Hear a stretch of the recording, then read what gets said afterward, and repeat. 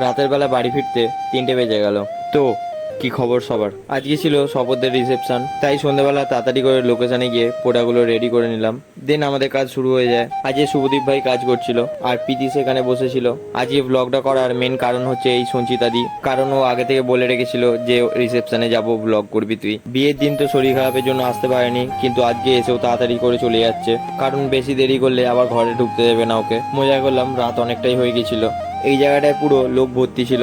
রাত হওয়ার কারণে প্রায় লোক বাড়ি চলে গিয়েছে, এখন খালি ফ্যামিলির লোকই আছে। প্রীতিদি নিজে মেকআপ আর্টিস্ট হওয়ার কারণে নিজেকে নিজেই সাজিয়ে তুলেছে, আর এরকম সুন্দর মেকআপ হওয়ার কারণে আমাদেরও কাজ করতে সুবিধা হয়। গরম লাগার কারণে আমি একটা আইসক্রিম নিয়ে নিই, আর এরা তো ছবি তুলতে তুলতে ক্লান্ত হয়ে পড়েছিল। কাজ শেষ করে আমরা বসে যাই খাওয়া দাওয়া করতে। দেন সবকিছু ইনস্ট্রুমেন্ট গোছানোর পর আমরা বেরিয়ে পড়ি বাড়ির উদ্দেশ্যে। বাড়ি ফেরার সময় মনে পড়ে যায় যে কুন্দুলিয়ে কালী পুজো হচ্ছে। তারপর আর কি, চলে এলাম আমরা পুজো তলায়। এখানে এসে একটু মেলাতে ঘোরার পর চলে যাই আমরা যেখানে নাচানাচি হচ্ছিল। ওখানে দেখা হয়ে যায় কিছু বন্ধুদের সাথে। তারপর আমরাও একটু নাচানাচি করে বেরিয়ে পড়লাম বাড়ির উদ্দেশ্যে। আজকের জন্য এটুকু, চলো টাটা।